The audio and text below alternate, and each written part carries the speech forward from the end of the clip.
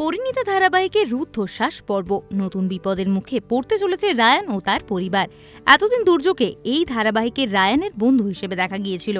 একই কলেজে পড়ে দুর্য, যেখানে রায়ান আর পারুল পড়ে। তবে এতদিন দেখা গিয়েছিল তার সাথে পারুলের সম্পর্ক খুবই ভালো। সে পারুলকে সাহায্য করে তার যে কোনো বিপদে। তবে তার পিছনে কি দুর্যর কোনো স্বার্থ লুকিয়ে, তা এখনো জানা যায়নি।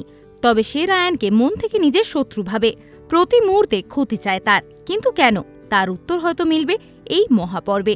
সম্প্রতি সম্প্রচারিত একটি প্রোমোতে দেখা যাচ্ছে যে রায়ানের পুরো পরিবারের ছবি সাজিয়ে রেখেছে দুর্য এবং তাদের ছবির মুখে কালি ছুঁড়ে মারে সে।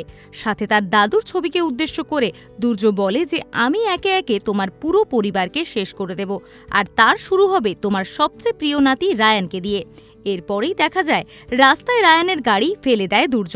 তারপরেই নিজের মুখ লুকিয়ে তার সামনে বন্দুক তাক করে দাঁড়ায় সে। তবে গুলি চালানোর আগে রায়ানের সামনে এসে দাঁড়ায় পারুল।